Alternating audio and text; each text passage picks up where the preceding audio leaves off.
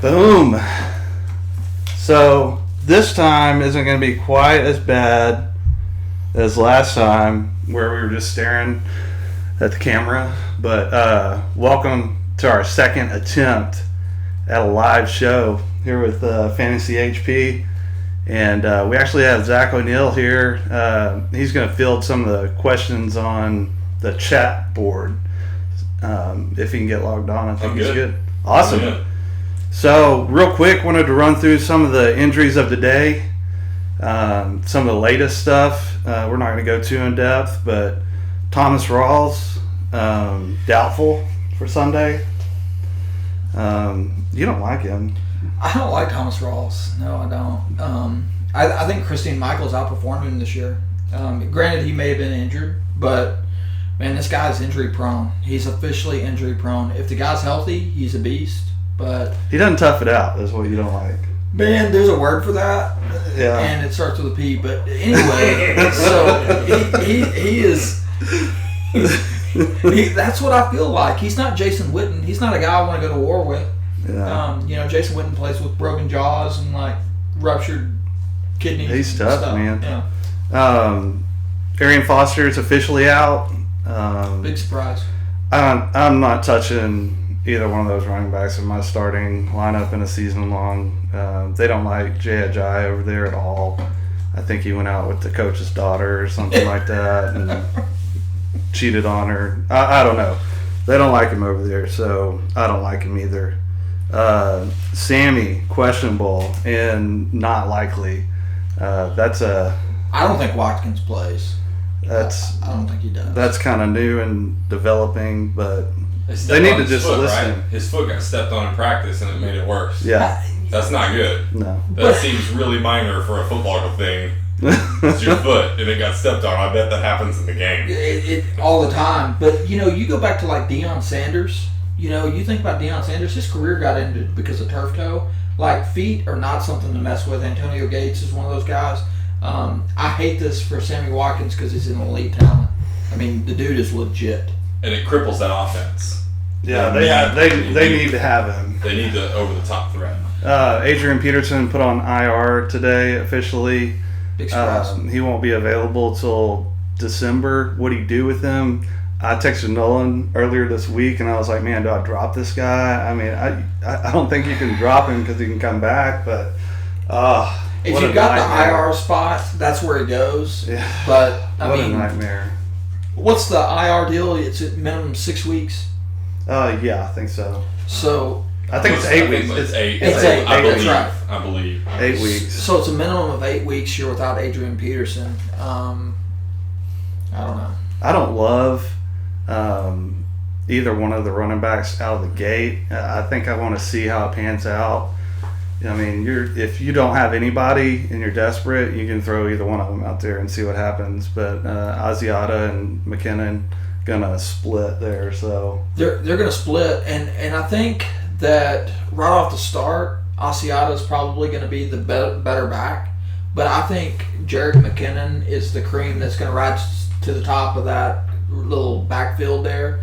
But only because I think that offense is changing as a whole. Sam Bradford came out and beasted the club up last week, and I think the passing offense over there is quite a bit better. Stephon Diggs just became fantasy relevant, and I think McKinnon matches that offense. So I can see a lot of little dump passes and things given to him, and then if he gets 10 or 15 carries, he could turn into a Theo Riddick type character. Diggs is gold. Well, and their defense is going to keep them in football games. That defense is legit. That defense is going to work. Chad was on that defense way before I was, and they're going to. Nolan was on that defense too. We were all over that. We wrote something about that in May. So usually every year there's one that I'm just obsessed with, and I try to get in every single league. Last year it was Denver.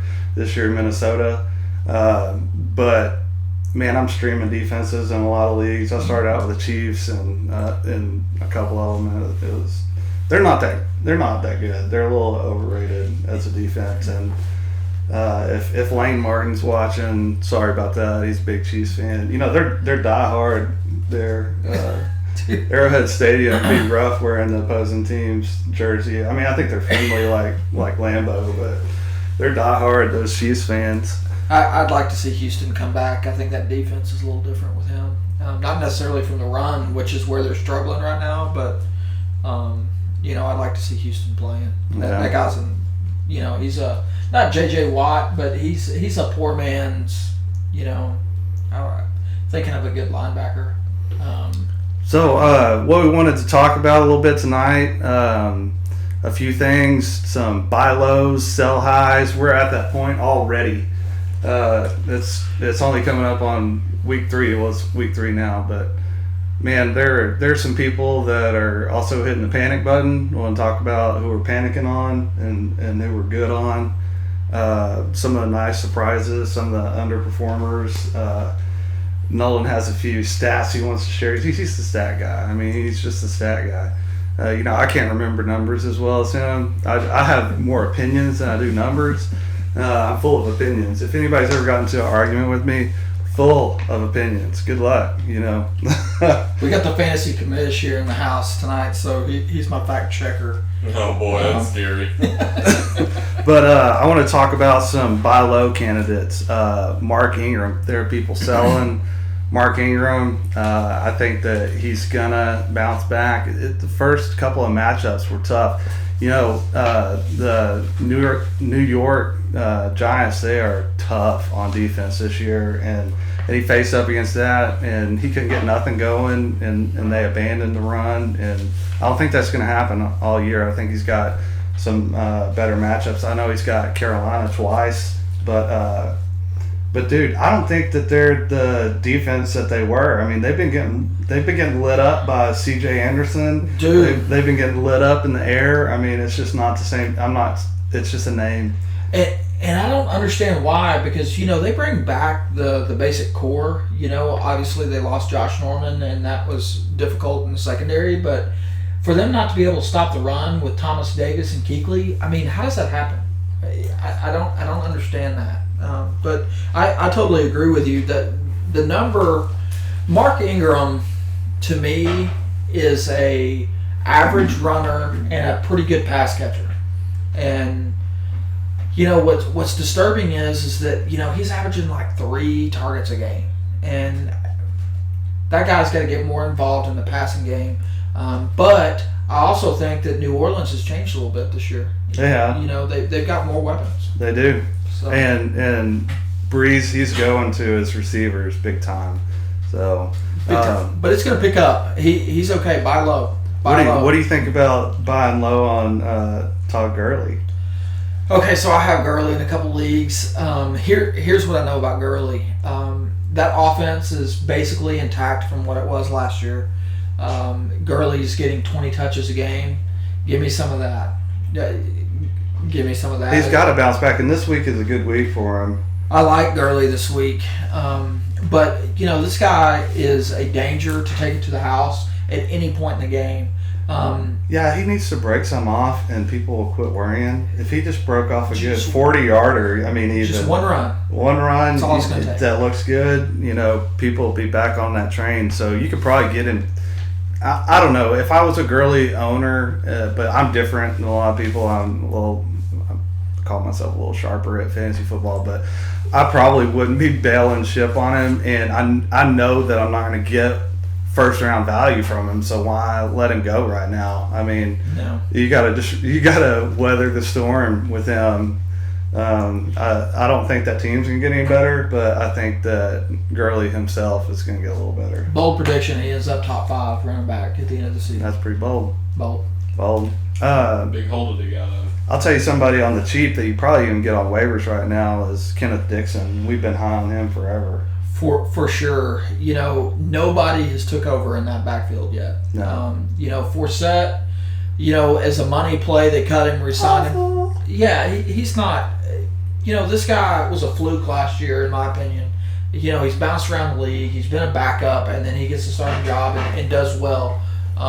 He's backing up Arian Foster in Houston. The guy's got talent. There's no doubt, but I don't think that he's the answer. And Terrence West is the same guy, just a little younger. that's bounced around the league. It just goes to show preseason. It does. You got to think though, like right now, fantasy running back landscape is brutal, right? And Kenneth Dixon probably is going to have that job, but right now, if you had to start a Ravens running back because your running backs got decimated, and that's all there is out there, who's the guy you go to this week? I'd probably go Charles Sims, maybe Fozzie. I don't know. I'm not. No, but in Baltimore. Oh, in Specifically Baltimore. Oh, in Baltimore. If you had to start a Baltimore running back, Oh this my week, God! I'd probably say Forsett, but I think that's the right call. Forsett. He's averaging. I mean, 12 carries whoever a they game name right the now. starter.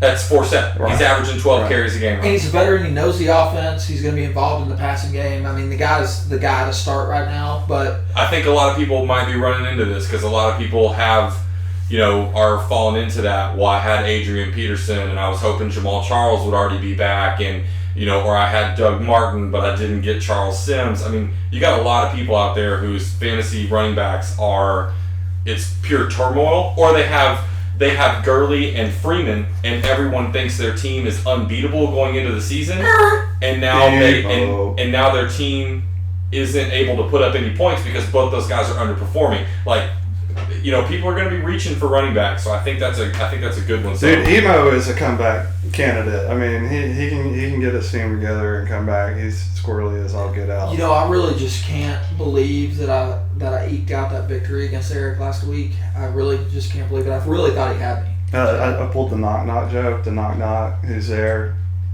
Owen who? 0-2, because that's how it started in the Coach from the Couch League. It's not good, and I'm better than that. But moving on, you mentioned Devonta Freeman. You probably get him pretty cheap. People are knee-jerking on him.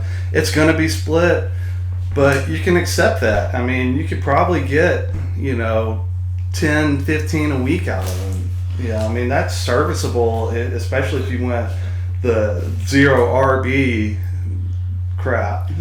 No doubt. And then when you go over, like Zach was talking about, when you go across the NFL and you see all these injuries that are going on, actually I got Freeman and Tevin Coleman started against me last week, which I thought was a sneaky play because this week could be sneaky too. I mean, that's the best game of the week. Atlanta, New Orleans is going to be hands down just a.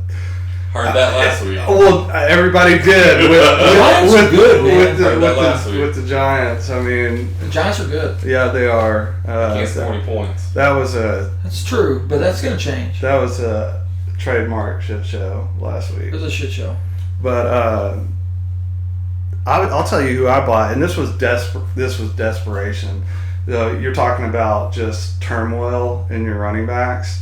I have Adrian Peterson, Arian Foster, Thomas Rawls in one league. That's none. Well, I mean, I had some depth. That looked real good 3 weeks ago. Oh yeah, I have some depth in there. So I mean, I had Sims and Duke Johnson at least, but I had to make a move for Jeremy Langford, and he was down on snaps last week, but they're going to have to use him, especially with Cutler out. I mean, there's room to run on the Cowboys too, unfortunately. Yeah, there is. The defensive line isn't strong. Charlie's DFS defense this weekend. I think it's pretty smart. The Cowboys? Yeah. It's not a bad play with Hoyer probably getting the start there. So yeah, Hoyer the Destroyer. Yeah, man. Well, yeah. I like that guy, by the way. Maybe LaShawn McCoy might be a candidate. I don't know if people let him go for cheap, but some people are frustrated with him. And I don't really get that. I think he's performed pretty decent this year. He's LaShawn McCoy. He's going to be involved in the offense. There's no competition. There's nobody. I mean, since Reggie Bush. One play. I broke my arm. Sorry, man. I'll see you later. But, LaShawn McCoy is another guy at the end of the year that's going to be a top 10 fantasy back. Because there's not going to be but 10 left. There's only 10 left. Let's hope they're the two. They're going to have Julian Edelman running. I mean, so do you have any more Balos? Well, I think one guy that maybe some people are worried about is Jonathan Stewart. and with the injury and things, you might be able to get him on the cheap, stash him away.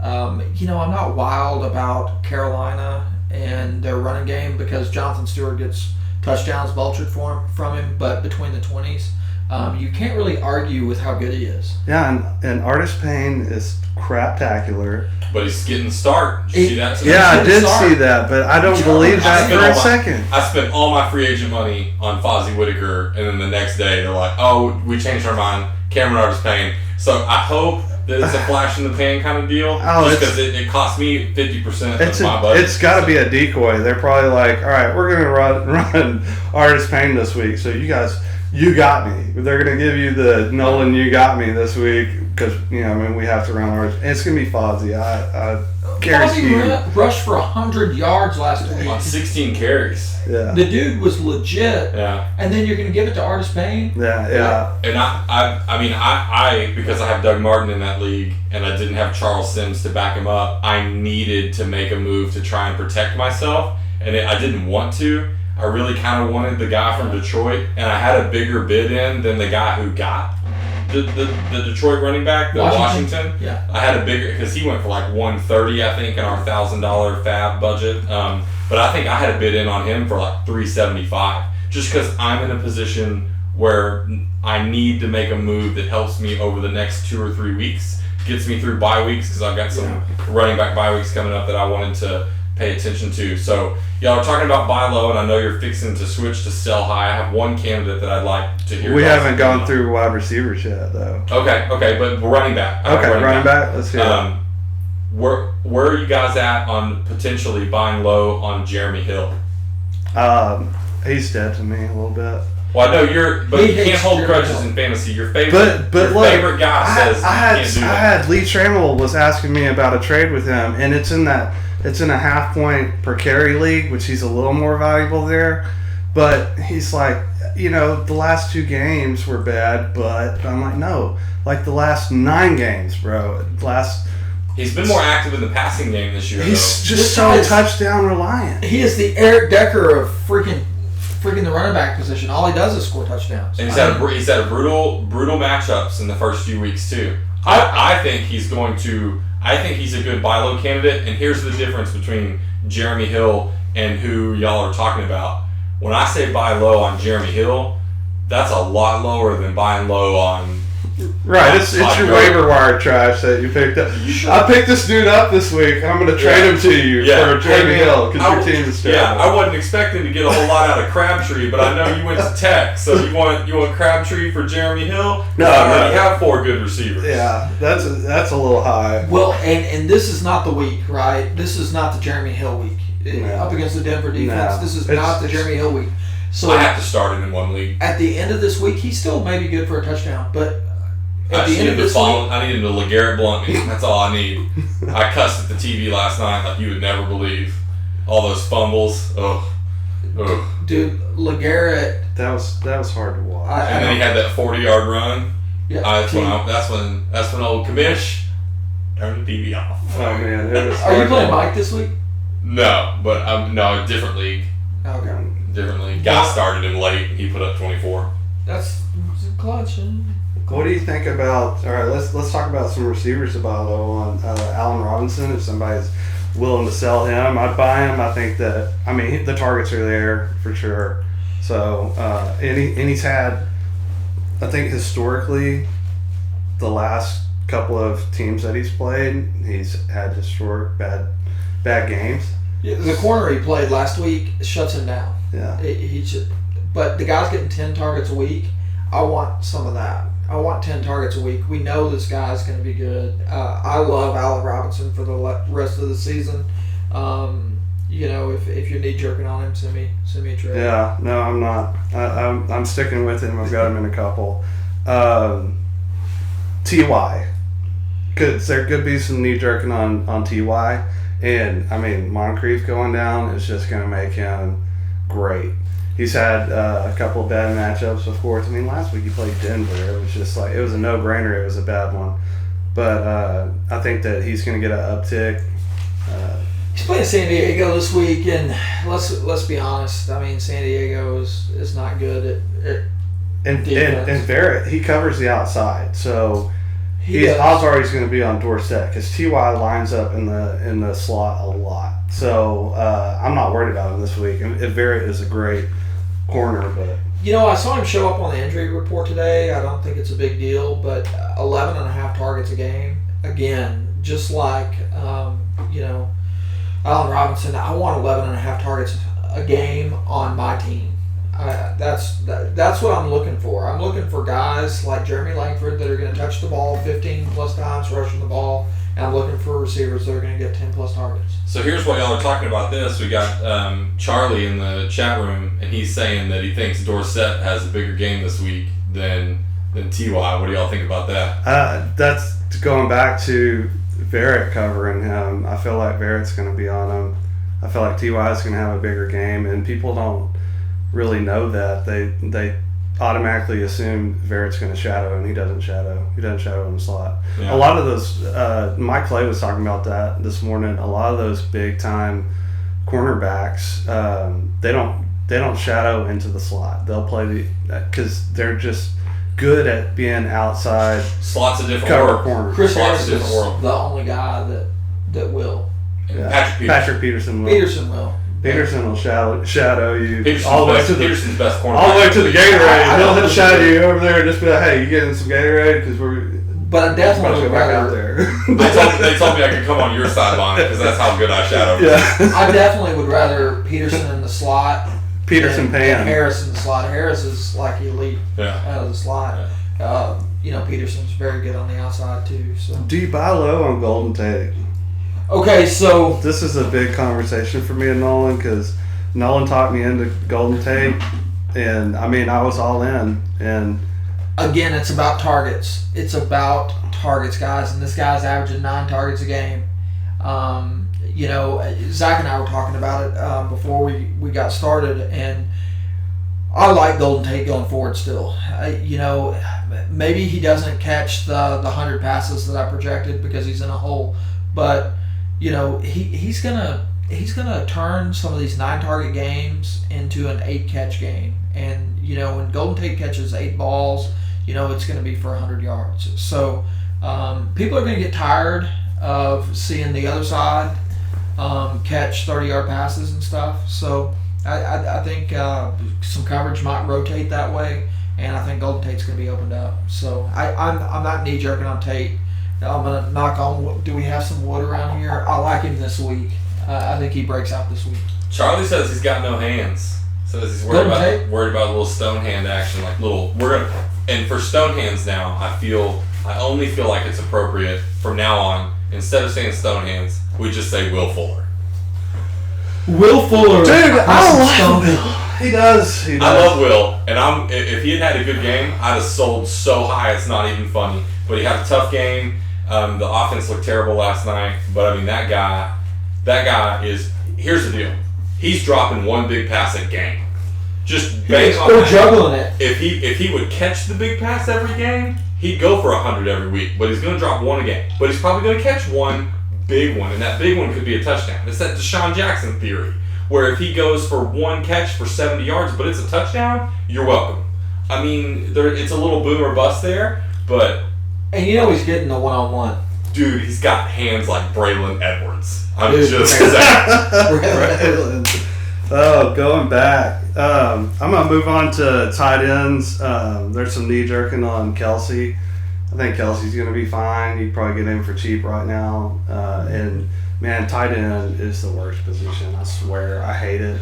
Our league that we created this year, we have the optional tight end where you are not forced to play one, but they are flexible. So I love that. I love not having to worry about what crap freaking tight end Jacob Tamme has. I mean, I know he's leading the tight ends and targets right now, but is that really going to last all season? No. I think tight end got better this last week, man. Like Kyle Rudolph's back in the mix, and I mean he's not gonna be Greg Olsen, but or Gronk, but Gronk's back. Gronk played. Didn't do Kinda. a lot, but he Kinda played. Hey, at least he's in the game. I saw that 8-7 out there a Yeah. few times, and man, when he's out there, it's just like, man, you know, I advised a couple of people to start him because they just asked. I mean, it's just like, it's a rule. You have to start Gronk if he's going to play, because he's just. I wouldn't have done it last And then time. I pulled up Matt Berry's. He had a deal on ESPN where he was answering some tweets about you have to start him, and I was like, thank God I'm not just an. I wouldn't have started him last night. Not as iffy as he was with that quarterback that played. I watched the whole game last night. Jacoby something. Brisket. I don't know. Brisket. He. There's no way. I mean, it was going to be a conservative offense like that.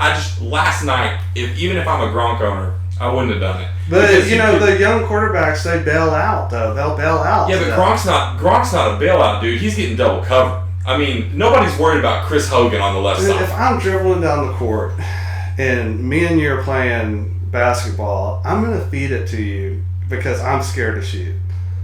Yeah, and that's the whole deal. I mean, I get that, but you can Martellus Bennett's the same. Martellus Bennett's the same giant target that you can throw to that gets way less coverage. Yeah. So, like for me, I think there's something to be said about the tight end position now because, I mean, Dennis Pitta, man. Dude, Dennis Pitta's the truth. Dennis Pitta, you got This is the truth. Tammy looks better than anyone thought he would. Pitta seems to be back in it. Kyle Rudolph had a good week. I mean, you're talking, and Gronk's coming back. Olsen looks good. Delaney had a good week. But can you Jordan name Reed's been 14? serviceable. But can you name 14? I just named like 9. Right, but you can't name 12. Yeah, but one of I those don't feel names like is there's Jacob 12 Hank. good ones. So, And you're just screwed if you don't have one of the good ones. But that's part of the glory of the position is like you can wait and you can go, hey man, and you ask John about this one. And I did it in one league too. I think Zach Miller is gonna blow up. Yeah, I dropped him after week 1. yeah. And I mean, it's like, no. But I was fortunate enough in that league to pick up Kyle Rudolph last week, and he scored a touchdown for me. It was great. And then, but this week, I dropped it because Dennis Pitta was available. And I feel like long term, Pitta's a better option than Kyle Rudolph. He's a Romo could be. I do love Kyle Rudolph right now, though. I mean, I'm good with him, but it's a short bench league, and I can't hold 2 tight ends. So it's one of those things. I think that position is deeper than people are giving it credit for because I didn't even talk about Charles Clay. I didn't say anything about Jason Witten, who is having a bounce back year so far, or Jimmy Graham, who's back out there and says he's feeling good. I mean, I know that offensive line is brutal, but they need something to go on. Yeah, I haven't even really gone into the deeper picks. I feel like it's there, but I guess it's frustrating. I feel like it's a very frustrating position for me. Well, I think the topic is should you have started Gronk against the replacement of who you likely could have started? You didn't really have a choice. You had to start Gronk. Yeah. I mean, he was healthy. You know, you hope he gets in the end zone and catches a couple passes. With a rookie quarterback. But let's talk about sell high. One of my biggest sell high candidates, it's number 1 on my list, is Isaiah Crowell. And Lee Trammell, bless your heart, he just traded for him, and I get it. And it's that 0.5 a carry league. Lee Buck, what you doing, man? But man, so this is the phenomenon, or however you say that Cleveland was in the last couple of weeks. They were in the game. The score was close. It was close. Now, I guarantee you this week, especially with, I don't even know that this is how bad it is. I don't even know the quarterback's name. Usually I'm pretty good at remembering that junk. Cody Kessler. Yeah, there you go. Nobody McGee. It's going to be brutal, and they're going to have to pass, for the rest of the. I mean, I feel like it's just fluky. They're playing some good teams. It's just going to be. I mean, Dallas plays them. We're gonna tear them up. It's just they're gonna have to pass. They're going to be using Duke a lot more. I know Crowell had a good season a couple of years ago, and it was like, Crow, everybody's going nuts. But do I see it coming back? No. And Lee, I hope you slap me in the face if I'm wrong on that. I mean, I'll give you a free shot. You heard it right here.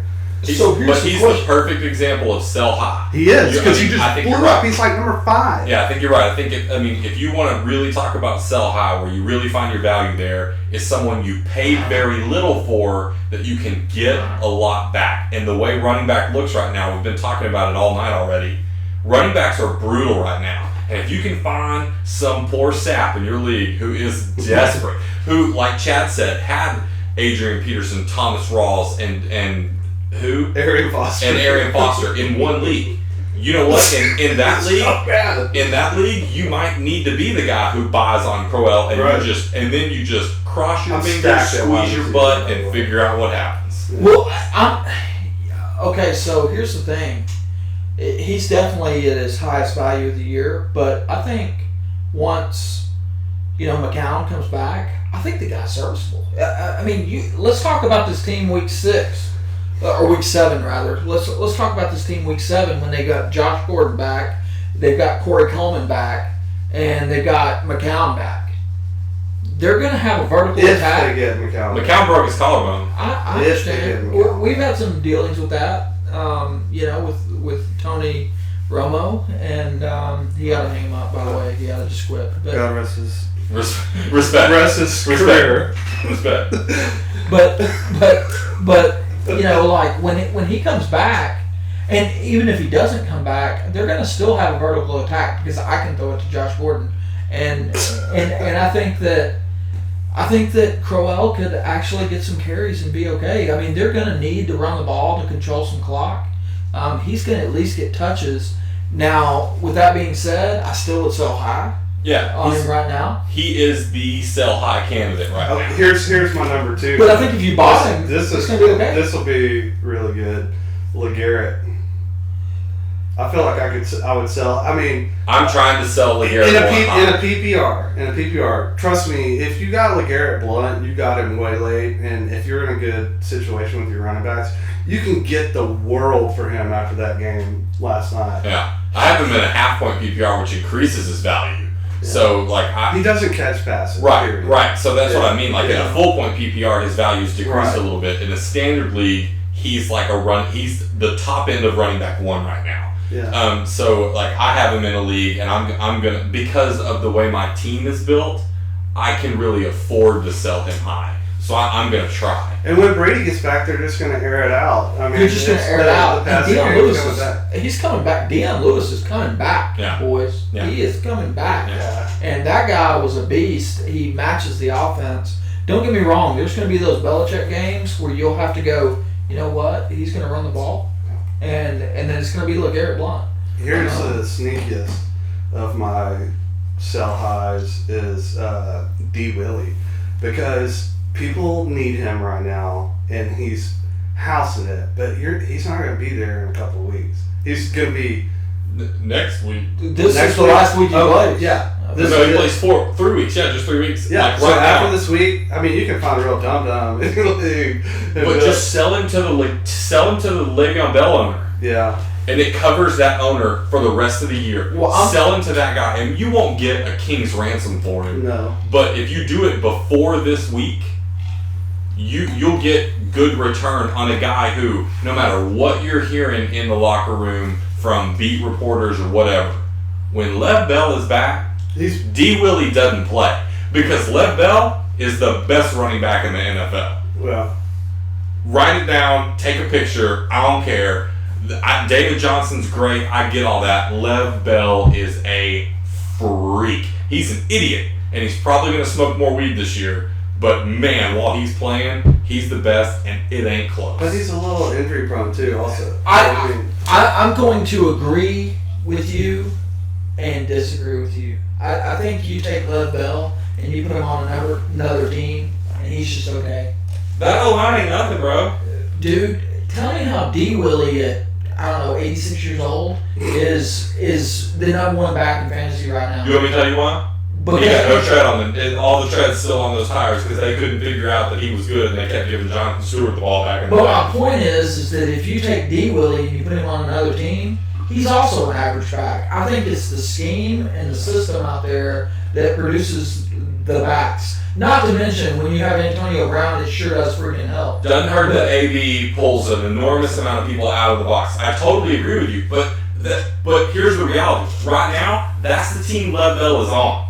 No. When he plays, And he's the best back in football. I'm telling you. I got it. If you put him on any other team, he's still top 4. Wow. Top 4. Unless you put him on the freaking Browns. But if you put him on Isaiah sell high. But like if you like truly, if you put him on anything, I tell you what, bold, but we'll never know because it'll never happen thing. If he was behind Seattle's offensive line, he'd still be top 5. Yeah. I mean, I'm not denying his talent. He's got a lot of talent out there, and he damn sure has more talent than D. Willie at this point in D. Willie's career. Yeah, but serviceable right now for what he is and the offense that he is. But if you're a Lev Bell owner right now, and somebody sends you that trade, wait a week. You've already weathered the storm. You've already weathered the storm. Don't give up pay anything. too much for D. Willie right now when you can wait a week and get him for nothing. But if you're a D. Willie owner, right, you could be plotting. You You could plot and scheme. Let's talk about T.J. Yeldon. He's not going to do anything better than what he's done the past 2 weeks, especially with Ivory coming back. So if you can get anything out of him right now, do it. I don't feel bad about getting rid of him at all.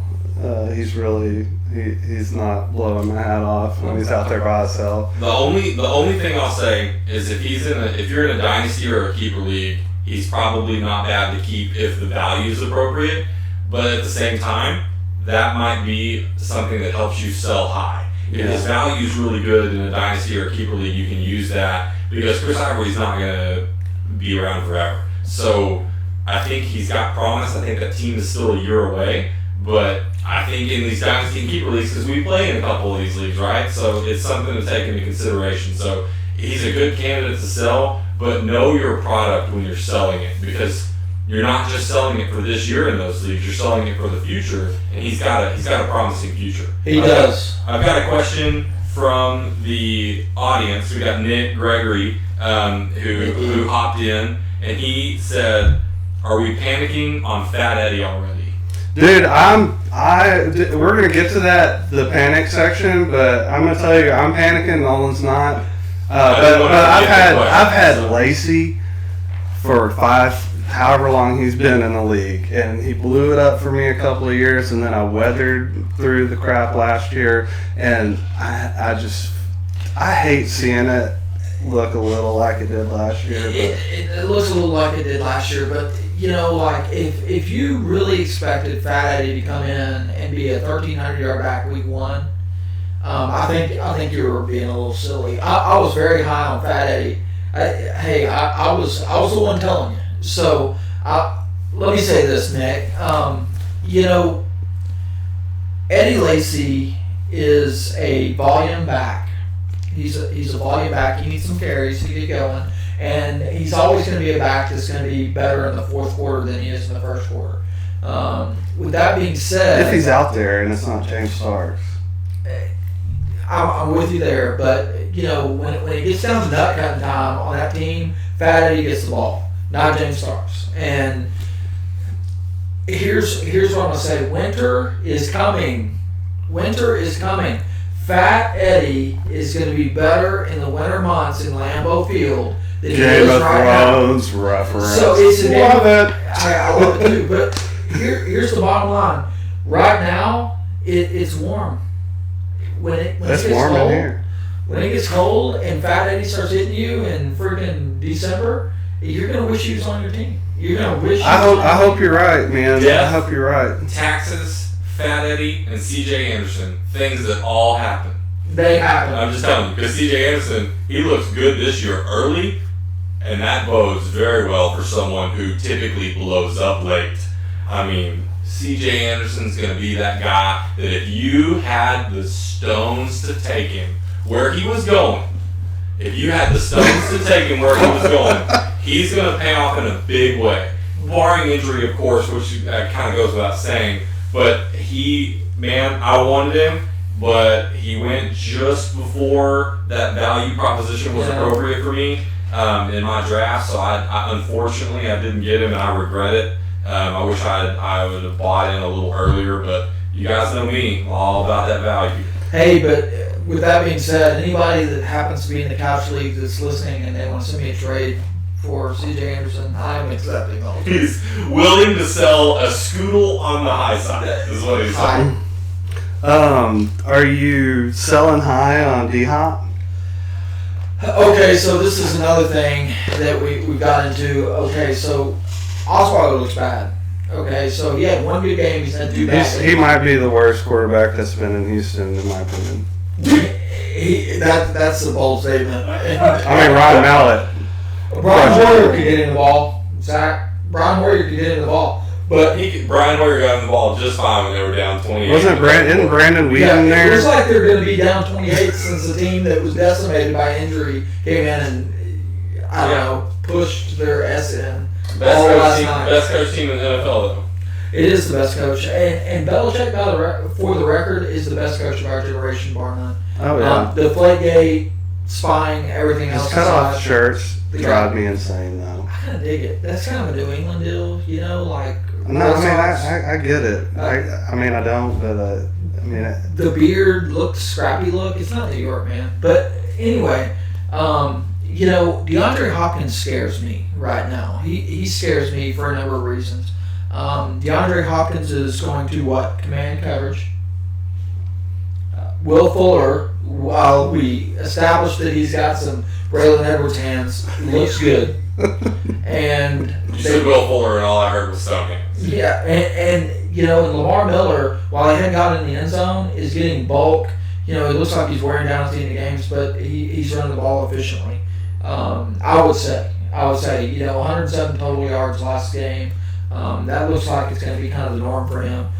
DeAndre Hopkins literally would only have one catch in the last game if he wasn't DeAndre Hopkins and had the opposite of Will Fuller hands. You know, he's got some pine tar on there. Velcro, bro. It's unbelievable. One hand catches, toe taps, all those things. DeAndre Hopkins' talent is undeniable. The guy is a top 3 talent in the NFL with a bottom 3rd quarterback. And I am worried about DeAndre Hopkins. I don't own him in any of the leagues. I would have drafted him, but I could not have foreseen the struggles that Osweiler would be having at this point in the season. No, I mean, oh my God, he's going high. He looks trash. It's hot. It's coming out hot. He looks bad. It's like he's throwing a Cam Newton ball. It's a straight up. But with that being said, if 4 for 56 or whatever DeAndre Hopkins had is your worst, is your floor, I also take And that's the thing too. It's like, man, with these wide receivers, people are getting pissed at a 9 or 10 point game. It's like, yeah, I get it. He's a stud, and you're expecting like 30. But come on, it's not going to happen every week. So that's where a lot of the knee jerking comes from. Is, I mean, yeah, I'm an Odell Beckham owner, and could I see a lot more? Could I beat Nolan potentially with a lot more? Allen Robinson, I beat Nolan week 1. I mean, I'm just saying, I'm going to play you in that other league, and hopefully it'll be a lot better. I'm 2-0 in that one. It's a reverse. Hey, I really don't have a chance in that league. I mean, you're going to beat me. Oh, my Your God. team's better. Got him, zing. Oh, man, Brandon Downs gave me the "you got me" last week. Oh, I was wondering where that came from. I was like, you son of a... I didn't respond to it. I do not respond to threats. Terrorism. I don't negotiate with terrorism on my team. No. Alshon Jeffrey. I mean, I don't own him, but it's looking like he's a little questionable for this week. By the way, Yes. Hope you don't play. Go Cowboys. What? Alshon Jeffrey's going to play, but the Cowboys' defense is better in the secondary this year. You know why? Because Mo Claiborne. I love that jersey. I need him to get re-signed. Let's play somebody with a quarterback, and Mo is Gonna going to get win. the torch. He's going to win. You're a Jeffrey owner. Are you looking at sells? I mean, Okay, so I got Jeffrey in the 4th round. No, I mean, that was the most beautiful draft pick I've ever seen. I got him in the 4th round. So I was like, man, get me in on that league. If It's I like get- the biggest money league ever, and he's like, hey, we were talking on the phone. You're like, hey, Alshon Jeffrey's there. I'm like, what round is this? He's like 4. I'm like, okay. Get him. I mean, I'm a hater. Of Okay, Jeffrey. you better win that one. Yeah. Yeah, hope you didn't mess it up in the first 3 rounds. To Chad's point, if Allen Robinson would pull his head out, I would The be Golden tough. Tate also, He will. yeah, that He will. too. So in that league, I'm averaging 165 points a game. Sounds like a fun scoring system. Basically what we have right now, except it's a 6-point touchdown deal. But I've run up against 95 points in 2 weeks on the quarterback position. I ran up against Luck and Cam the last 2 weeks. And I'm 0-2, but I'm not knee-jerking. Yeah, you should be okay. No, I'm you're gonna be fine. So I got a question from the peanut gallery. If you were trading, and the trade was Watkins, Sammy Watt, No. timeout. good. You have Sammy.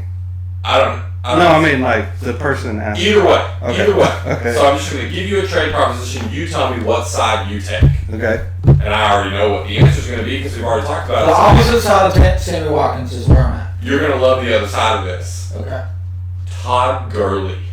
For Watkins? That's You do it right now. Do it. If you're the Watkins owner. Oh my you god. do it right now. Hurry. You're not doing it fast enough. Did you do it yet? Did you do it? Or Do have not you I done it always yet? reply to chat like click accept, bro. Have you But done it? you I don't know if guys- you've done it. You guys are the experts. I'm That's just gonna the get producer. vetoed. That's gonna get vetoed by your league.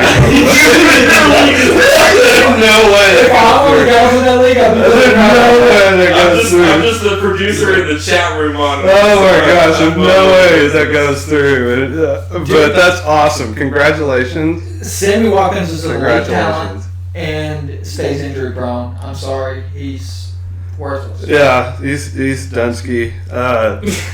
These boys are selling, okay? Yeah, Selling. definitely so. Sell Sammy. If you can get Todd early for him, My Tyrod Taylor ownership that I have because both of you guys were high on him is making me so paranoid it's not even funny. yeah, get Robert Woods. Man, I still like Tyrod. I mean, he's talented as hell. If they can find another talent somewhere, if Charles Clay could come back and do something, dude. Charles He looked Clay. horrible last week. Yeah, Charles He's Clay. injured. Let me tell you He's this though about Charles Clay, and I knew this coming in, and I think I made a post about it. The dude, he will drop 70 balls, but he'll catch 80.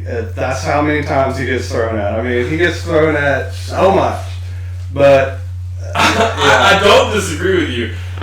They just need to- It's Tyrod needs to run a little more like he did Yes. last year, and he did. He showed some of that last a little week. flash. He Little was flash. he was getting around. He was Russell Wilson in a little bit, and that's what I think. That's what'll make or break him. But needs to be I more still think he's mobile really because talented. Buying a little time Yes. opened up that 70-yard touchdown. The first one was not much of a broken play, but the second big long touchdown was a broken play, and that's where quarterbacks like I mean even Romo. That's where Romo's made his money, man. That first spin out. This is why his back is so bad.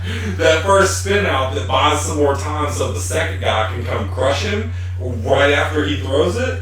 That's where those guys make their money. So I mean, I haven't sold on him yet. There's not really a great option, but I mean, I'm gonna tell you right now, if Matt Ryan or Joe Flacco was available in that league, I'd drop Tyrod Taylor. I would. Going against Arizona this week, I would drop him for one of those guys and then take my chances moving forward. Dude, Personally. with that being said, I was one of the first people that was like, I don't understand why Matty Ice is going so low. So arguably, He throws interceptions in the red zone and not touchdowns. That's why. he does, but that's not necessarily a trend that would necessarily have to continue. The guy throws for 4,000 a year, And 22 touchdowns. This is why people weren't on him. I understand that, but you know he's got 38 TD upside. I mean So does arguably Andrew Luck, but only for the reason he's on people's Andrew Luck rosters does not because have of his name. 38 TD upside. He did it once. He did. So that's what I mean, though. He's like, Matt Ryan is, for whatever reason, and I don't understand it either, but Matt Ryan is like the total opposite of Andrew Luck. Everyone still thinks Andrew Luck is a top 3 quarterback I don't from a understand. fantasy standpoint. Until he gets an offensive line, he's not going to be. He's not there. But Matty Ice, because he was bad last year. Bad in the red zone. So bad. Julio and Freeman would get him all the way to the 15-yard line, and then it was just either a field goal or a turnover. I mean, that's the kind of team you want to own a kicker on. I'm just saying. But if we're talking kickers, which if we are, you're in a bad fantasy league. I'm just saying. But there's something to there. He really has fallen victim on the other side, where everybody still wants Andrew Luck. No one wants Matt Ryan. And I'm telling you right now, Matt Ryan's the real deal. He has always been the real deal. Great arm. I love Matt Ryan. I'm with you. I love him, but I understand why no one wanted him going into the draft this year. But here's the deal. I didn't want him going into the draft, but right now, I'll take it. I've got him. I picked him up in that one. And that was Nolan advising me. So something funny that I heard earlier when you were talking about Tyrod, it reminded me of this. So I think it was Dempsey on Fantastics. I cannot take credit for this, but it's hilarious. But he said, or I think it was his guest, Travis Speed. He said that Revis is no longer an island; he's a continent. I loved it. I thought that was so funny. That Big Bird play just made me think of that. Man, here going back to Tyrod, because I had this thought, I just want to get it out there. He throws dump passes like Donovan McNabb did, way too hard. He hasn't learned touch. He hasn't learned a whole lot of those things, and I think that hurts Charles Clay close to the line of scrimmage, where he's likely catching the ball. I think Tyrod's going to turn into a really good quarterback by the end of the year. He's going to have to put some touch on his passes. Here's who I don't make any moves on, who I think you stay. I'm going to stay. Hold. Yeah, I think that Derek Carr, Matt Forte, Giovanni Bernard, DeMarco Murray, CJ Anderson, Lamar, I mean, the volume is there for Lamar. Tevin Coleman, don't move him. Duke Johnson, don't move him yet. No. Theo Riddick just stepped into the light. And Darren Sproles is on that list. Dennis Pitta, Clive Walford, Jordan Reed. Let's go back to Sproles. I feel like they got him involved. He was taking goal line carries last week. I mean, Sell high Ryan Matthews. No. I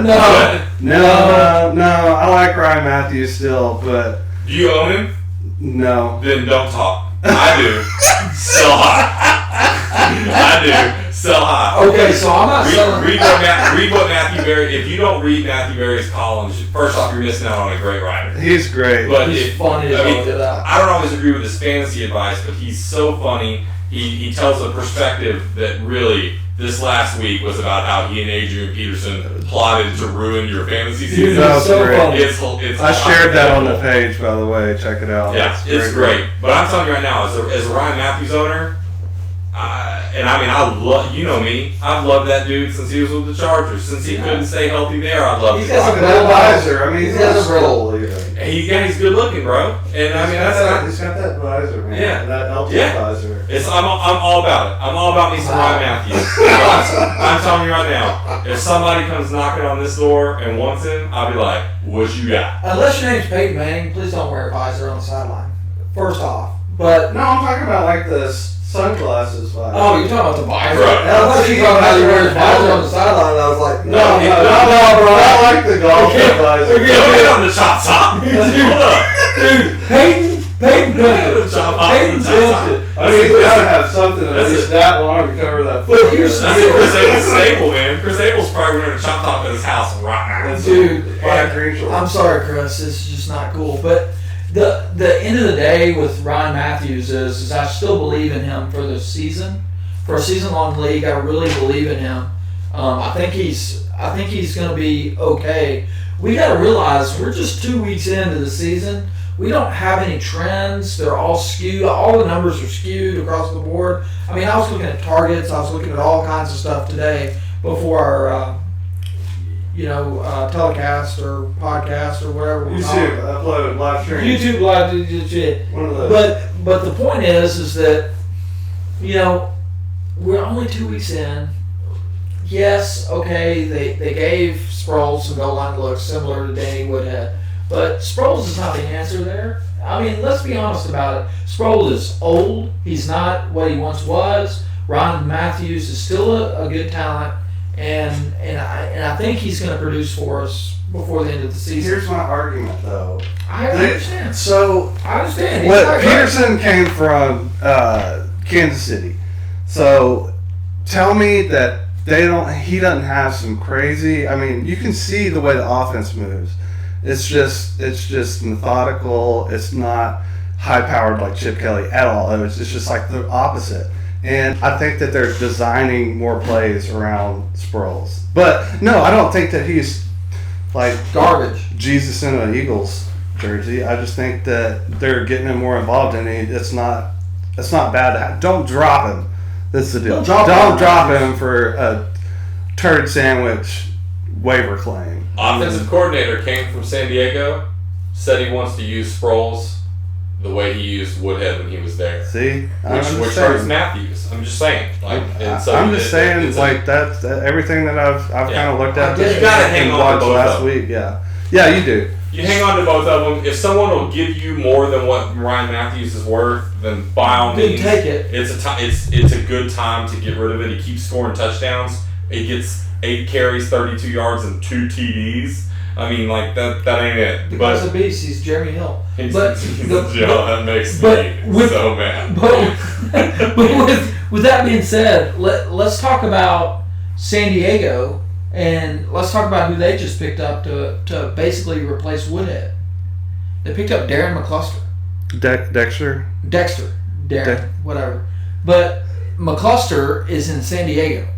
Mm-hmm. And is this guy going to be legit? Dude, I picked him up and won. I mean, why not? I mean, I think got it's at least speculative bad. I think Melvin Gordon is going to just go ham bone for the rest of the season. I always mess up the first names. You know that? Yeah. I mean, I heard somebody say Marvin Gordon today. Marvin? On the radio. I'm glad I'm not the only one.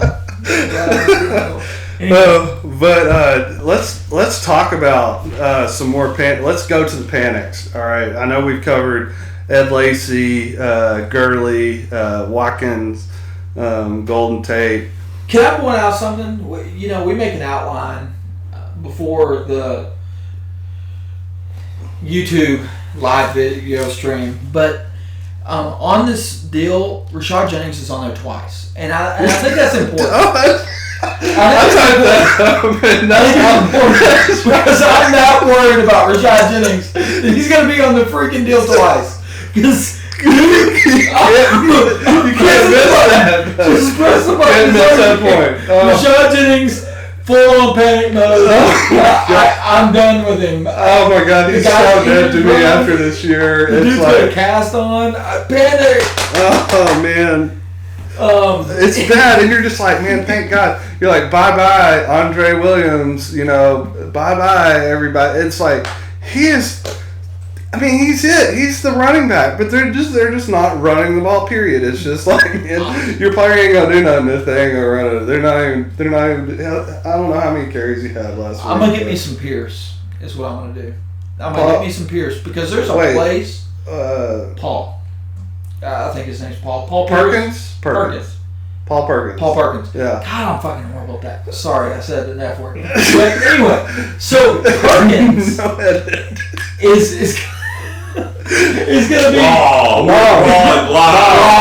Mom, this is my friend Nolan. Sorry, Mom. Potty mouth Nolan. But here's the deal. At the end of the day, Jennings isn't keeping his job doing what he's doing, and this. He's giving it up to Sugar Shane. Perkins. Sugar Shane, bro. Shane Green? Shane is a third down back at best. So third down back, I got 12 carries last week. I get it. A tight game. I'm jumping ship on because he's in the game. They were in the passing mode. I'm out. I'm big out. I'm jumping ship on that offense. Dude, unless your name's Nope. I'm jumping ship on the whole Dude, bit. Dude, Shepard is gonna have a good week this week. That's fine. He is That's gonna fine. beast it. That's fine. But if you He's can, asleep this week. right now, you can get way more for Shepard than you paid for him. Yeah. So high. Yeah. So high. No, Here- keep him. Here's what I'm gonna do. I would sell. And I know you That have a offense, piece of him. that offense is not good. And I feel like we skipped Odell Beckham on the Yeah, he was on the the list. buy low. I was kind of running through him. I mean, I would get Odell on the panic list. I think we're in the right spot. Dude, I think he's on the panic list, and I did a lot of research on Odell Beckham today. I'm and, not panicked at all. and here's what I'm worried about for Odell Beckham is that he was running out of the slot some last year, and he does not run out of the slot anymore. And I bet he does this week since Washington was like, we're going to put Josh Norman on you unless you're in the slot. I bet he runs out of the slot plenty. I hope he does. But here's the thing. Shepard runs out of the slot. And so why would you move Odell Beckham into the slot when you've got Shepard in the slot? And Shepard's good. So Victor Cruz is making a mountainous comeback. Victor Cruz looks good. Odell's going to still get his. Let me not get it twisted here. But I'm not panicked. I don't think his numbers are going to be Odell. I think because he's running out of an outside formation and not the slot, I think they have to be tempered a little bit. So I'm not. And maybe I'm just trying to coerce my keeper. You know, I mean, just trying to make. I'm trying to manifest that he's going to be good by not saying at all that I'm panicked. I'm doing the same thing with Keenan Allen. Yeah. I'm not. Oh man, panic. Let's see. Emmanuel Sanders is on my list. I didn't draft that dude, period, because I knew. But if you have him, you're a little panicked. Simeon's hitting short routes. He's hitting short routes. But it's like the Virgil Green. Virgil Green, the tight ends running short routes. Demaryius Thomas runs short routes. Demaryius Thomas had that 40-yard catch that made him look like Demaryius Thomas for the first time in a while. I like Demaryius now. I mean, like, I didn't draft him anywhere because I was like, but I think that he's going to pan out. I know both of you guys. There's a lot of people that are. I love Demaryius going. Well, and I got him at a good value because that's kind of how I draft. But like, there's not. No, I mean, he was like 40th overall in a lot of. Yeah. I got him late in the league that I ended up with him, and he's, I think he'll be okay. He'll be okay for what I need him to do in that league with my team makeup. So yeah, I'm not expecting him to be Demaryius Thomas for 2014. He's not on the panic list. No. John Brown. So, okay. So I was so high on him, and I feel like it's just the connection hasn't happened yet with Palmer and him. I feel like it's still he's too. Do not drop him, okay? Don't drop him. You're not gonna get anything for him in a trade. Just keep him on your bench. Let's see what happens. He's too talented to not come back at some point. Man, those safeties are fixing to inch up on David Johnson, and John Brown is going to be behind them going. He's one of my big like DFS plays this week. Yeah, I still like everybody's so down on him, and he's cheap, and see what happens. Odell Beckham's one of my. We haven't talked much about DFS on our shows at all, but I'm big in DFS, and I think Odell Beckham's going to be a decent play in tournaments because people are going to kind of shy away from him with the Josh Norman deal and recency bias. He hadn't been doing as good, so it could be pretty sneak-tacular. I think Rashad Jennings plays good in that game too. Oh my God, I do. I think you sell him right after anybody else that you can think of that you're panicky on? Just trying to think of panics. We went over Gurley. We went over Devonta Freeman. We went over, maybe Hopkins, yeah. Hopkins. Allen Robinson. We talked about a lot of the guys that you potentially buy low that would be possible panic buttons. Mark Ingram. Here's a panic button for you, and it's kind of been a hot topic the last 48 hours in the fantasy world. A-Raj. How do you feel about old Aaron from Packland? Because I'm going to tell you right now, I watch a lot of football. He does not look good. No, he's not, and I don't think that he's ever going to be the Aaron Rodgers that he was 2-3 years ago. What changed? Bold Changed? statement. I like What changed? Like, that's what I want to know. What changed? his offense. Totally. He Why? has no deep threat. Is Jordy slower this year? He doesn't look good at all. Jordy does not look like Jordy at all. Okay. I think Randall Cobb looks good, but they can't get the ball to him. Cobb has to have someone. That's like another Jordy one to that take people pressure are a off. little panicky Devontae about. Adams looks better than Jordy Nelson right now. Yeah. Oh my gosh. And Jordy caught a touchdown. I just think this is a great conversation. No, to have it because is. It is. There are a lot of people. I think if you're an Aaron Rodgers owner and you bank your season on Aaron Rodgers, you're probably hitting the panic button just a little bit. If he has a bad game against Detroit, I mean, it's too late. Your season's over. Pack it up.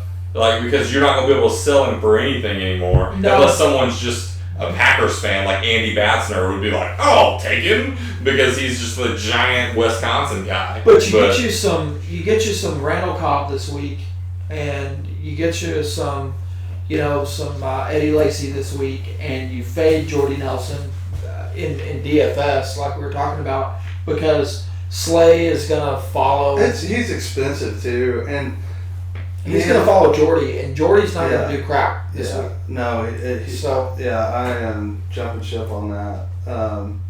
Man, I really think that Aaron Rodgers, he's still going to have, he's not going to have the Aaron Rodgers of when he was gone first round a few years ago, like the season before that. But he was drafted this year as a top 3 quarterback. Right, and I thought so too, but it's just... Me too. It's like he's saying, man, really they need to get Eddie Lacy's ass going, and I think cured.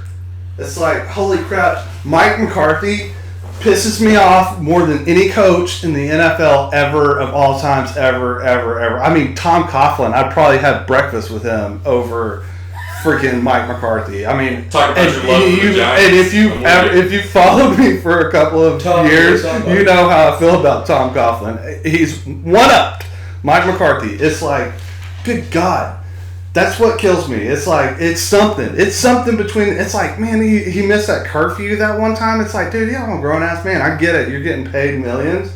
But I'm a grown-ass man, dude. If I want to go, holler at some honeys for a little bit at 9 o'clock, if curfew's at 7:30, it's like, man, I'm trying to get some dinner. I'm Eddie Lacy. I'm hungry. Don't bench me the next game and ruin McDonald's. It's just Mike McCarthy. He's just, it's awful, and I think that you're right. It's part of it's the team. It's like him. It's like in Green Bay is so passionate about everybody, and if you get in, you're in. It's like they kind of keep. They're like, oh, we made a good decision, so we're going to stick with it. Has the formula in Green Bay been the same for so long that it just won't work anymore? No, because it used to be like the wishbone, or like what was that little the full house? They ran that all the time, where they had the 2 backs or the 3 backs. It was like it's the wishbone, I think. Yeah, but they used to run stuff like that all the time. I mean, you can, if you play Madden at all, you can remember all of their schemes. I mean, it was great. It feels like, they'll throw Randall Cobb in the backfield, and it'll be like some kind of crazy trick play, like 5 plays a game, but it's not as complicated as it used to be when Favre was out there. No, but when you take a guy that takes the top off of defense like Jordy Nelson did, I mean, and then you make him you pull him, and the way he looks right now, he looked like he used to have 4.3 speed, and it looks like he has 4.6 speed now. Big difference. Which doesn't sound like a big deal, but it's a big deal. Yeah. And he can't take the top off the defense. It just does this. Yeah. And, all those little dumps to, Randall Cobb or, Starks or people were hoping Jared Cook. I think him going down probably really hurt them. He could have stretched the field a little bit up the middle. He's a pretty athletic type. Is he hurt? In the grand scheme of things. Yeah, he just hadn't been able. I mean, I haven't paid attention because I had him and I was just like, God. Hurt. He caught 6 balls in the last game against Minnesota, but Minnesota isn't necessarily known for their tight end coverage. But I think it all has to do with taking the top off the defense there. They don't have a Mike Wallace,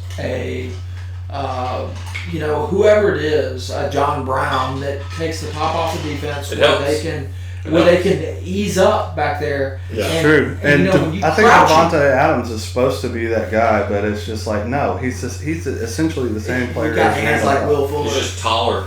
He's taller than Randall Cobb with bad hands. Yeah, with bad hands. But I don't know for sure that Jordy is done. I don't think he's done. But still pretty early with an injury like he suffered for him to be at, everybody thinks that you should recover from knee injuries the way Adrian Peterson did because Adrian Peterson did it. He's a freak. What you need to realize is that dude is a athletic phenomenon. He is, yes. His genetics are better than yours, and they're better than almost everyone in the NFL. And you just deal with that and you move on. And Jordy, while he is incredibly talented, doesn't have that same type of genetic makeup. It seems he's healing normally. Adrian Peterson healed abnormally fast. Yeah, and Nelson has great hands. I mean, that's he does. He's got guile. I mean, he's out there running good routes, and that's why he's caught a touchdown. And he doesn't look as bad from a fantasy perspective, but he does not look like Jordy Nelson. If you watch the game, if you watch the games, you can see he's like still a step or two slow, and that's the difference in Deshaun Jackson and Terrence Williams. I mean, let's just call it what it is.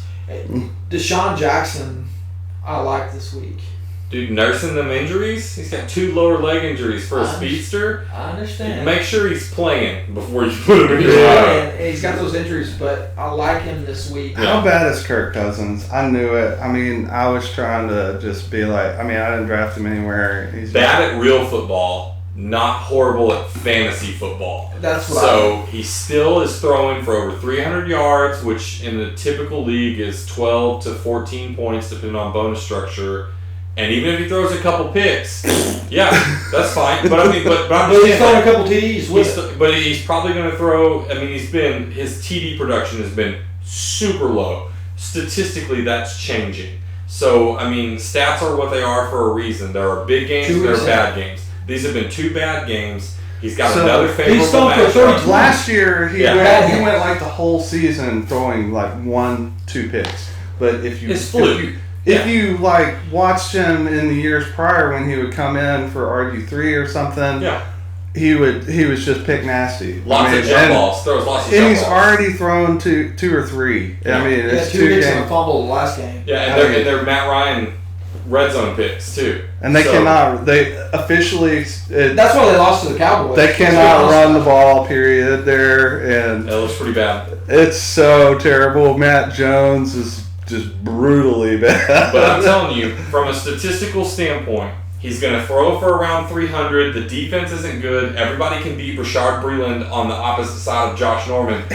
He's better than that. Yeah, but right now he's not. No, his confidence is shot. And he says it's not, which is but it's about volume. Horse poop. If cornerbacks get volume, they're going to get lit up and their confidence will go down. And you got Josh Norman on the other side. I would hate to be Breeland. Yeah, it's a brutal place to be. Because he used to not get thrown at as much. No, one of the reasons that he had, like I considered him a better corner is probably because he didn't get thrown at as much. But I'm telling you, Cousins is a low-end QB1, and that's what it is. And you didn't pay anything more than that for him. Yeah, you got him in the 12th round. And if you even drafted him, I picked him up off waivers in the league that I'm using him, and I'm using him because my quarterback option, I waited so late on quarterback that I was either fighting Chad for Derek Carr, which now I wish I had fought a little harder, or I was taking Dak Prescott, which after week 1 I squirreled out a win, but I was like, and I need to change because there's not enough risk going on there. If they were opening it up, I'd be all about Dak, but they're not. So this is the week. This is the week. I would play him in DFS this week. This is the week. Dude, they're gonna like Chicago. He had a good game last game. But he had 17 points and he scored a rushing touchdown. He still hadn't thrown for a passing touchdown. I mean, I'm telling you right now, if this is the week for any Cowboy, it's got to be the week for Zeke. Oh yeah, Zeke is going to score. Write it down. Well, he scored the first 2 weeks. Right, but I What mean, we he's needed definitely to do going to is score not this week. fumble Yeah. and to rush for more than 3 Fumble. yards a carry. Yeah. I mean, you don't draft a guy number 4. He's gotten overall, the best stood up a offensive lot. lineman. But He's gotten stood up a lot. He was running like Lat Murray the first couple of games. Yeah, he's running tall. Yeah. And he's chopping his feet at the offensive line like Lamar Miller does. If you guys watch a lot of football and you I know you two do, but if the audience watches a lot of football and you watch what Houston does, Lamar Miller's great when he puts his foot down and he cuts to the hole. Yeah. But if he puts his foot down and then puts his other wait, and he chops a little bit, he's horrible. But Zeke is getting this. Week 1 he was impatient.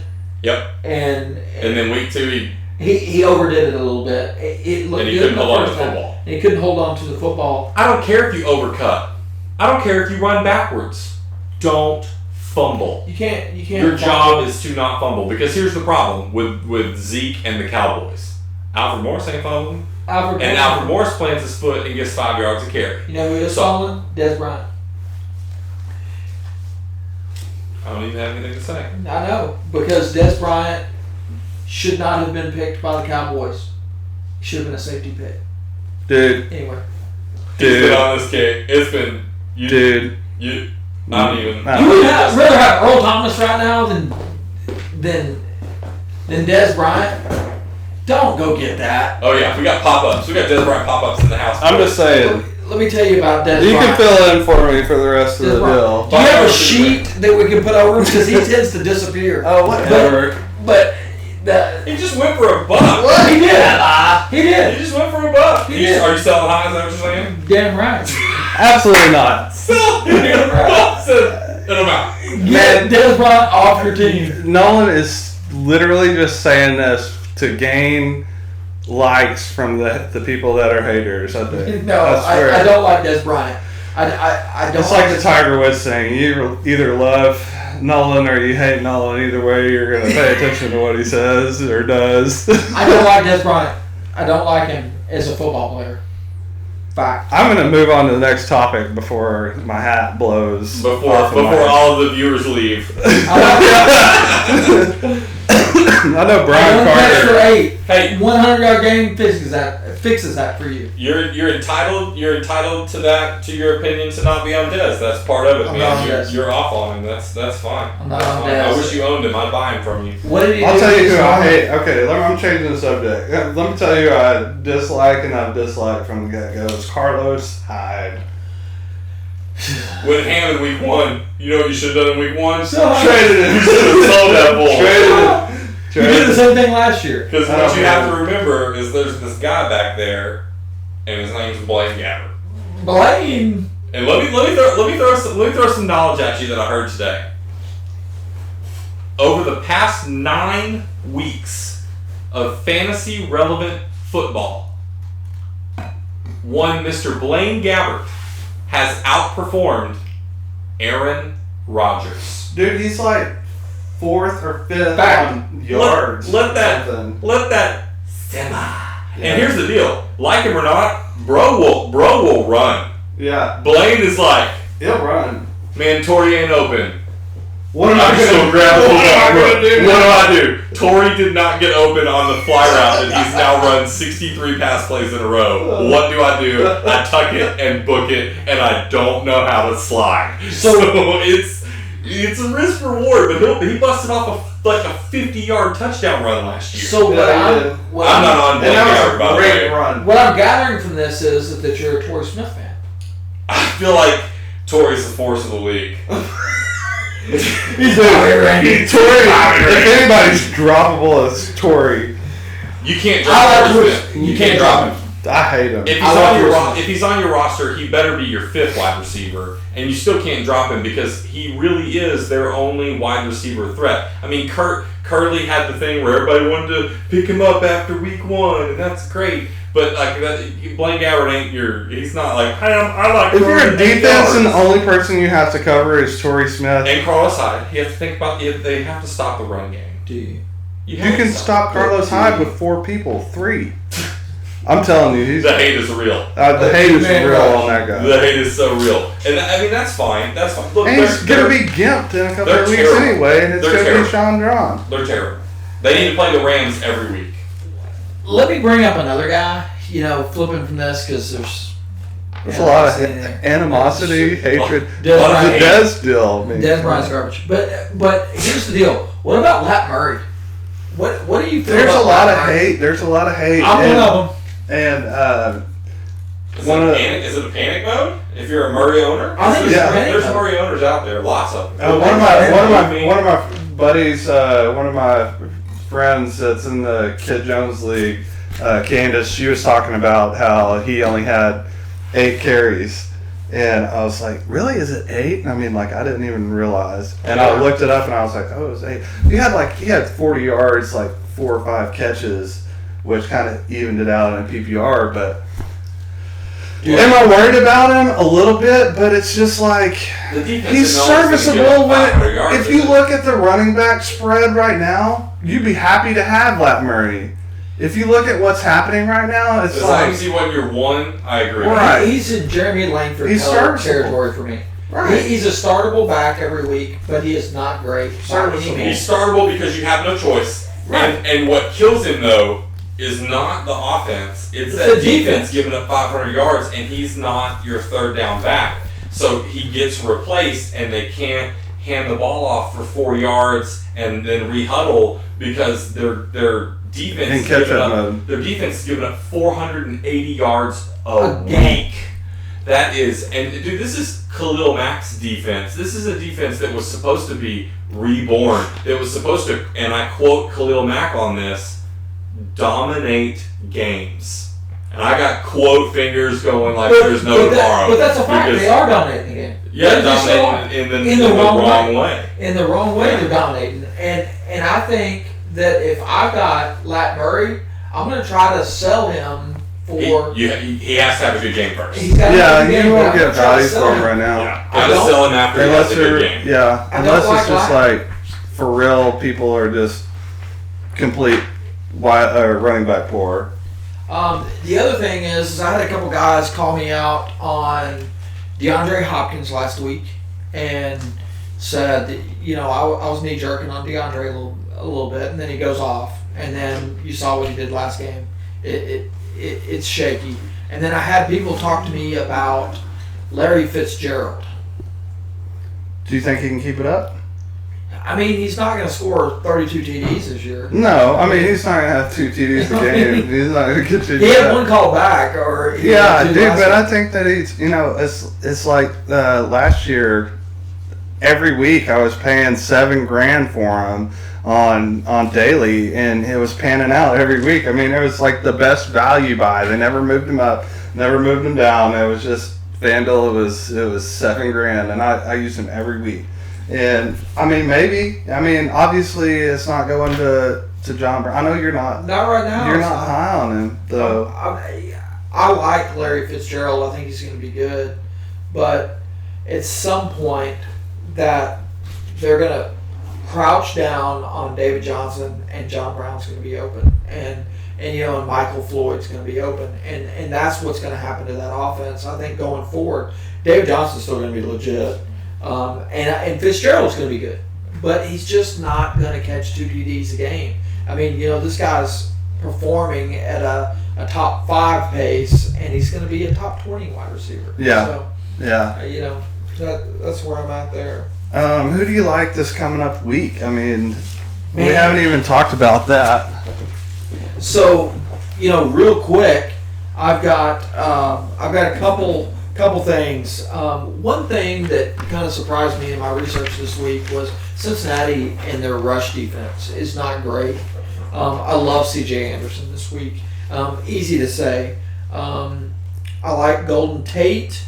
I like Amari Cooper this week. I like DeMarco Murray, and I like Tajay Sharp this week. I actually am a little bit contrarian with y'all. I think J.A.R.V.I.S is going to have a good week against Cleveland. But if you got him, go ahead and sell him. Man, I can't do it. I can't do it. Hey, I think it's I going get to be the best week for the Dolphins offense. I mean, Tannehill. I mean, all year. Parker could come out of nowhere. I mean, well, he's on the up and up. He's on the up and up. You know, they've got a lot of weapons out there. You know, nobody's talking about Jordan Cameron either. You know, we talked about tight ends earlier, but Jordan Cameron had a quiet good game last week. And they've got an offense that gets the ball to the tight end. I love Sterling Shepard this week. You know, We kind of covered that, yeah. I like Rashad Jennings. I think Stephon Diggs has a big game against Carolina. I love Dennis Pitta. I like Allen Robinson this week. I think he has a pretty good game. Is this the week? I think this could be the week. This could be the This week. could be the week where he gets 15 targets. And you know, Allen Robinson gets 8 catches for $122 and a T. I think he's had a lot of targets. I think that what we'll see is that I think finally this week what you're going to see is it's going to take a little more risk throwing in the football. Like you got to give that guy. You have to. You got to give that guy the Calvin Johnson, the DeAndre Hopkins. You got to give those guys a chance to make a play. I mean, look at what Ryan Fitzpatrick does with Alshon Jeffrey and Eric Decker. Those guys are covered, and he just throws it, and those guys go get it. That's the kind of player that Allen Robinson is. And man, you know how much I love me some Jacksonville QB. But that guy, he's playing a little gunshot. He started out rough, and he threw some picks early. Baltimore D looks good too. They do. They look pretty good, but you can throw on them though. I mean, Jimmy Smith got burned last week. I mean, getting old. He's young, dude. He's like 27. Yeah, he's But getting he got burned last week bad by receivers who don't dominate games. So I mean, I think that there's an opportunity there, and you got to give a guy like A-Rob a chance to make a play. And you can't throw it so high that it's got to be spectacular. You just got to throw it within his wheelhouse so he can go get it. He's still getting 10 targets a game. Robinson's getting 10 targets a game. Yeah. A bunch of them. They're garbage targets. They're garbage targets. I'm talking like force him the football. That's what they're doing that though. They're forcing. You know, when you get 10 A targets, target counts when I throw your head out of bounds on purpose, which is No, what but some of those are. game one, they were forcing it. I mean, they were down and there were But a lot of plays where, I mean, he was covered. We're talking about- lucky that they're running more picks. the Yeah, league I don't in know. targets is 11.5 a game. That's Well, Mike Evans. Well, Mike Evans got 12. He had 17 targets in the last game. Dude, Mike Evans gets. I'm not saying that he's. And Charlie's Zavala But if got I'm out getting- earlier. I'm not saying they're not throwing him the football, and Charlie loves Mike Evans. He owns him in every league. Dude, I love Mike I Evans. do too. But I'm not saying this that. might be a rough week for him. I'm not saying they don't throw Allen Robinson the ball enough. I'm saying you gotta give him the Megatron treatment. Is what I'm saying. You can't relinquish. You got to keep doing it, and you got to put the ball. His quarterback's got to do a better job of putting the ball in a catchable spot. Bortles to me is a lot like Cousins. He's going to throw for a lot of yardage. He's going to throw some picks, but he's going to throw some TDs. And You know in the NFL they talk about guys that throw catchable balls and guys that don't. Aaron Rodgers is a catchable ball guy. I He's been throwing I think Blake Bortles struggles He with has. that. I think Blake Bortles doesn't throw the most catchable ball on the planet. He does. It was just last year. It was just so money. That offense was so high powered. Well, it was high powered when they were down 28. But they're still gonna down be 28. down. They're still gonna be down. Well, they weren't supposed to. They spent almost as much money as the Giants did on Yeah, it. they need to get that linebacker back. But, That defense is so bad. with that, I'm huge on Mike Evans this week against the Rams. Dude, I'm just saying that what receiver in the past couple of weeks, I get it. San Francisco was the first one. Was Seattle the second one? Mm-hmm. Or does Seattle play the Rams this week? No, No, Seattle played last week. Okay, but nobody receiver-wise did anything against the Rams. I mean, it's like they push them in so bad that there's no passing, man. That's what I don't like about this week. You know, I just think that they force feed the ball, and if I've got a guy with 17 targets, No, it's understandable. I mean, you have to start him. I'm just not like insanely crazy. He's not like in my top 10 this week. I gotcha. I like Gurley this week against Tampa Bay. I think this is where he gets back on track. And he goes over 100. I love Melvin Gordon against Indy. Oh my gosh, everybody against Indy. Start them. I love Melvin Gordon against Indy, and I like Travis Benjamin against Indy. Everybody's kind of going in and out. I also like Tyrell Williams against Indy. I think Indy's going to actually be able to move the ball on San Diego, and I look for Frank Gore to have a good week against that San Diego D. Dude, I think the game that I'm all in on, though, and correct me if I'm wrong, is Monday night with Atlanta and New Orleans. Brandon Cooks does not play well against, gosh, I can't think of the quarterback, but he's the only one I'm a little down on this week. Mm-hmm. Everybody else. Colby Fleener is dead to me, though. Yeah. So Andrew Luck or Drew Brees are the two quarterbacks in that game, or Matt Ryan and Drew Brees. Yeah. Dude, everybody. Sanu, Julio, Devonta, Tevin Coleman, Mark Ingram. I mean, everybody. Willie Snead is going to have 20 points. Write it down. 20 points this week. I mean, he's dealing with like a toe injury, but I hope not. I don't think that he's... right now, I mean, we'll check Sunday morning and tomorrow, but right now, I don't think the toe injury with Snead is something to really panic on, but if he's good to go 100%, then 20 points. Right now, you have to start him. Also, not a horrible option for a sell high candidate. Willie Snead? Yeah. Big. I agree. You picked him up off waivers if you have him, and he's worth... I drafted him in a couple of leagues. But you drafted him as a wide receiver 4, and he's worth a high-end wide receiver 2 right now. I think he's going to continue to be big. I'd trade him. Dude, okay, you just... Let me just say, like I said with Colby Fleener, that's eliminating completely a position for Drew to throw to. So he's got 3 options. He's got Mike Thomas. Sorry, that's like the bird. He's got Mike Thomas. He's got Brandon Cooks, and he's got Willie Snead. And Drew Brees is just a monster thrower. So I mean, I'll buy Willie Snead if you're selling. Yeah, but the problem is no one's going to sell him unless they're getting a really good return for him. Right. And you're not going to buy him for what they're going to want for him. Right. Which is why if I have him, I'm not trying to sell him to you. Yeah. I'm trying to sell him to somebody who's like, man, he's the only guy that can catch a football. And I can be like, man, you know what? You're right. He's Drew Brees' favorite target. You can have him because Drew Brees is still bad on the road. That defense is bad, but that defense has been bad for a decade. Drew Brees is bad on the road, and that's fine. Maybe you let him go off this week and then you sell him. But I'm just telling you, he's only good. The quarterback is the key to the receiver, and Drew Brees is only good in 50% of his games historically. But a bad game for Drew Brees is like 17, 18 points. Yeah, let's talk about good. He's still passing it. But if that all goes for $5,000, if that all goes to Cooks, then Snead's worthless. Is what I'm trying to say. But I don't think it will. I mean, I don't think Snead's ever going to have a goose egg.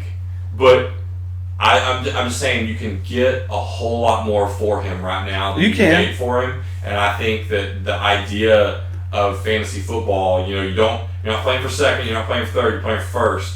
So if you can buy low on the right guy and sell high on Snead, I think that's a good play. I mean, some of these buy low candidates we talked about, Snead can be a part of that package to get a Gurley.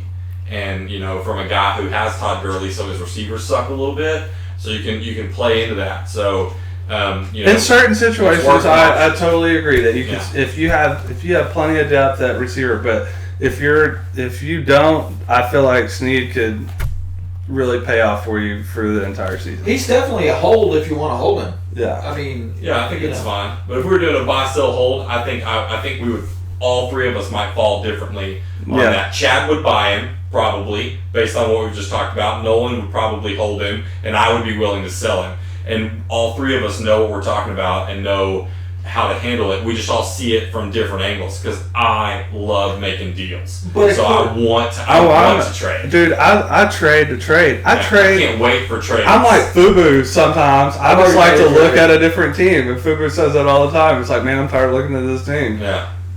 I'll make a deal. FUBU's ridiculous on what he wants. But you could be worked with. No, you can be ridiculous on what you want, or you can send out shit Sammys.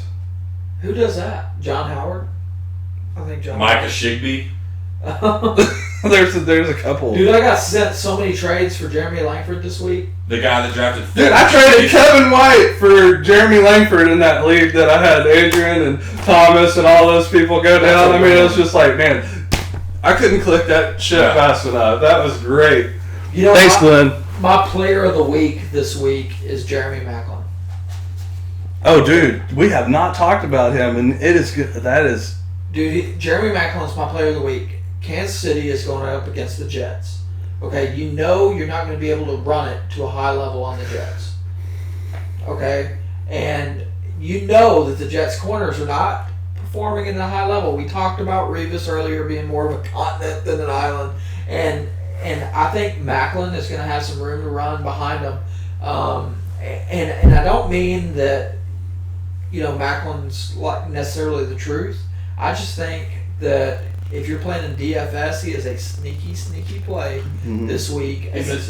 If you have Macklin in a season-long league, you're starting. Yeah. So what we're talking about is DFS. Not if you're Joseph Melbourne and you have the depth at receiver. You're still starting Jeremy Dude, Macklin. he's got some straight-up depth in this 14-team league. It's like He's got a good team. He's got a decision to make every week, and I'd be packaging two of those guys up and sending them on their way for. He didn't spend big dollars in that. It's an auction draft because I'm in that league as well. He didn't spend big dollars in that league, so he spent he had a lot of mediocre range dollars throughout his team. So what that does is it leaves you with a decision you have to make every week, and you know, if you're the owner that can handle that can deal with the highs and lows of making a hard decision at your flex / and wide receiver 3 every single week, good for you.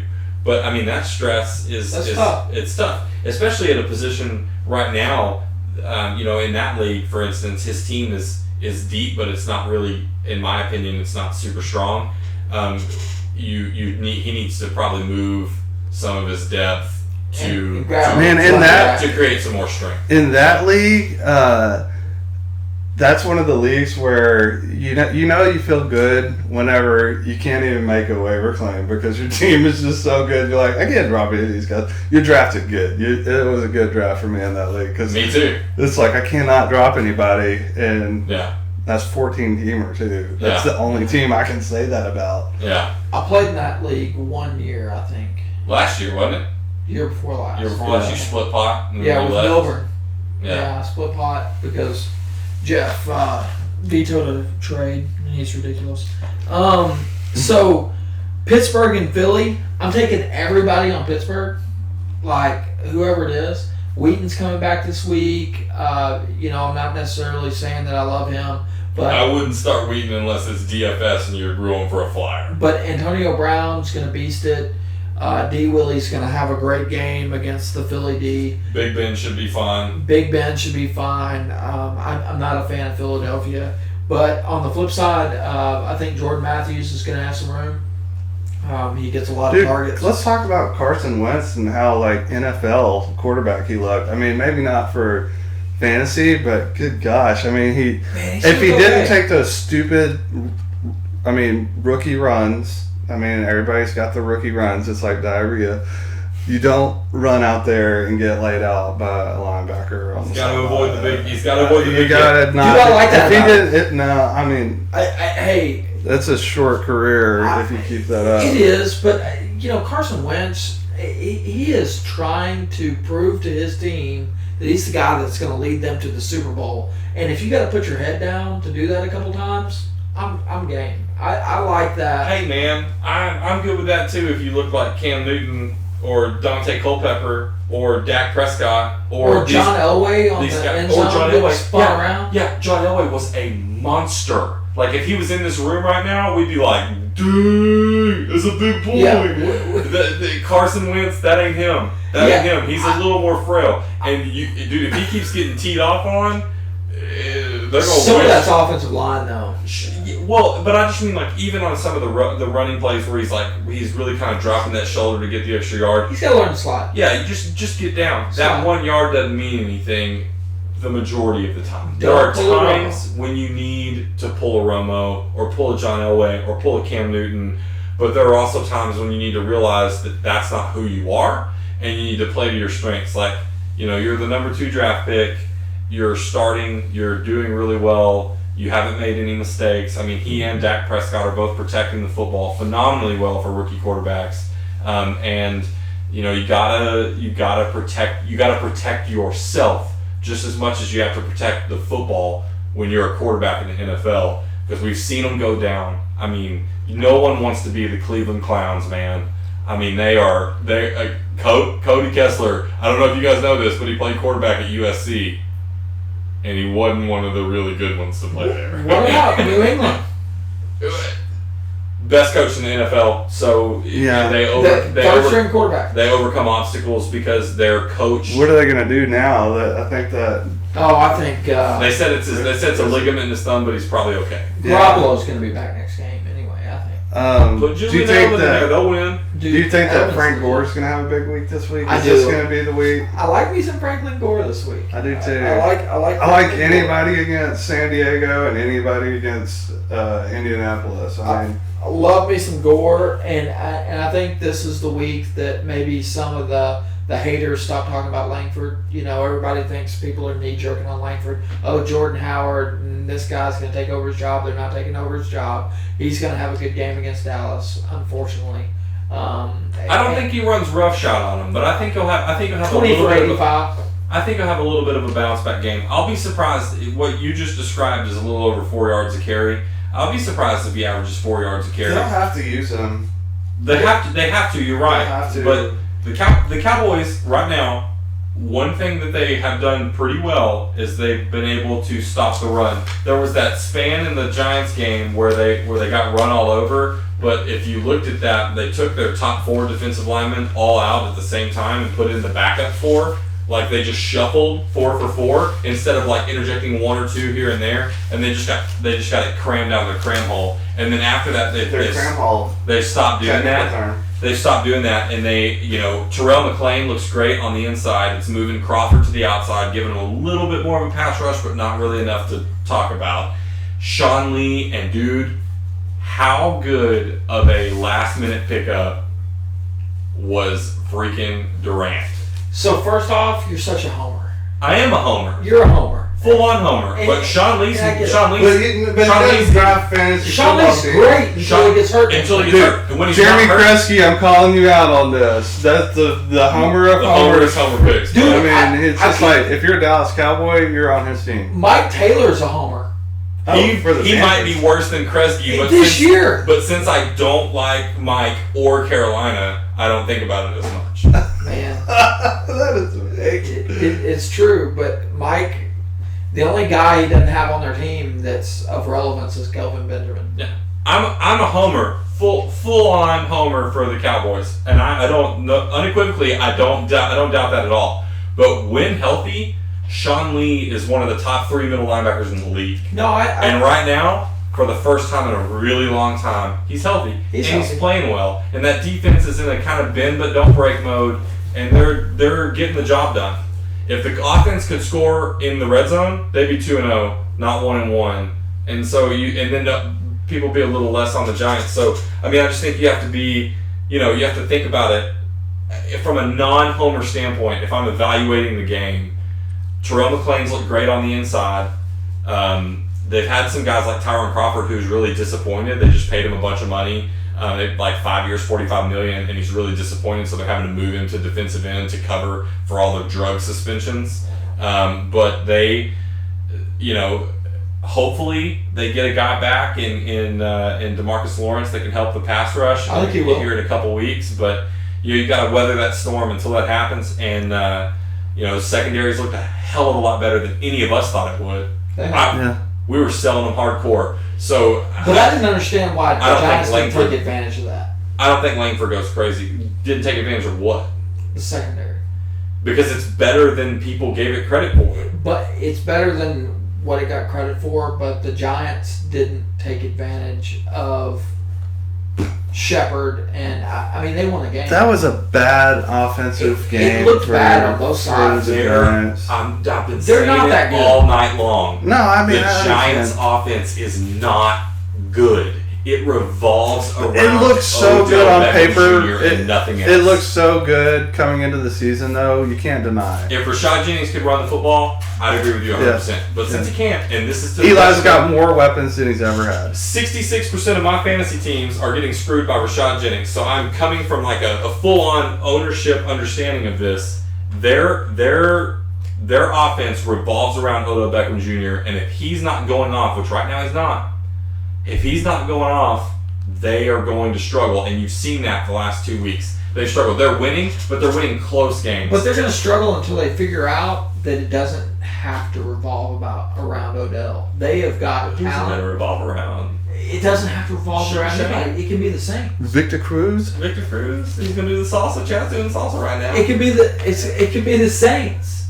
They have an offense in which the ball can be spread around. I mean, let's just name these people. Sterling Shepard, is he a Rookie of the Year candidate? Absolutely. Absolutely. So he's very good. Odell Beckham, is he a top 5 wide receiver? Yep. Okay. Victor Cruz, does he have the potential to be great? I mean, Through 2 games, has he been good? Over the past 24 months, no, he really doesn't. He's still got a lot to prove. He doesn't, but over the past 2 games, has he been good? He's been serviceable. He's been serviceable. Serviceable. As a third option on the offense. And then you've got Shane Vereen. Can this guy catch the ball out of the backfield? Yeah, but he's 42. It doesn't matter. It does do matter It because does it's matter. week 2 and he looks fine now. But what's he going to look like in week 9 when his bones don't heal the same? Well, I mean, you're what old. is- You know what it's like. That's rude. I'm just saying. I'm not that old. I'm just saying. No. How do your knees feel? And they have- Play quarterback for Cleveland right now. And they have Larry Donnell, Will Tye. I think it's the same person. They're the same guy. I'm telling garbage. you, that Oh, offense is God. overrated. But That's they've got a ton of But the weapons. defense is underrated, so it's like... But they've got a ton of weapons. They're underrated, but I mean, they And- probably should have gave up 28 points to the Cowboys, which with Dak Week Prescott one. his first game ever in week Week one. Yeah, one. but it's a defense that you spent $150 million on in the offseason. I'm not something about the Giants. I'm not sold, and maybe I'm wrong. I've been wrong plenty of times, but maybe I'm wrong. There's just No, something. they don't look as good as what I thought they would. Yeah. at all. But that offense is going to But it's gel. Eli. They're not If gelling yet. Eli gets his confidence up, it'll be a lot better. They're just not gelling yet. No, that yeah, offense is going to be elite. Yeah, it will. It can be elite. I just don't know that it ever will because I'm worried that the guy that's running the whole show is not really capable of elite level play. Dude, and the offensive coordinator, or it could be the defensive, Brian Carter and my friend Justin were over here watching the Cowboys game last week, and Brian pointed out that I think it's an offensive coordinator. He looks like Uncle Rico. He's got the worst haircut and the worst mustache. Like retro mustache, retro haircut, Uncle I Rico. feel like football over the mountains right there. I'm just telling you, Uncle Rico. So, I mean, I think we need to wrap it up. We're coming up on the 2-hour mark, and that's, usually we run about an hour and a half. We could probably run 3 hours, talk about this all day. Without blinking. We But probably will. This weekend, good luck to everybody. If you have questions, hit us up. Twitter, the Facebook page, search T-Town Fantasy Pros or Fantasy J.A.R.V.I.S. You tweet me at fantasy_Jarvis, Nolan at Nolan T. Howard, and Zach at Huggles TX. So we appreciate you guys. Hopefully this one went a lot smoother. I think it did. We had a lot of hating going on, a lot of excitement going on. A lot of passion. That's And this week is going to be exciting. So good luck, and thanks again for tuning in and all of the support. Yeah, and asking questions on chat. I had some good questions come through on chat. I was able to interact with everybody. We appreciate everybody stopping by. That's important to making this successful. Your questions are what people deal with, and that's what we're going to be able to. Man, and we've had some tough ones. I Yeah. think like this week on the Facebook page, it was nuts how tough some of them were. And that some of them it's just like, man, that it's a gut call, and sometimes we have to throw something out just to satisfy you.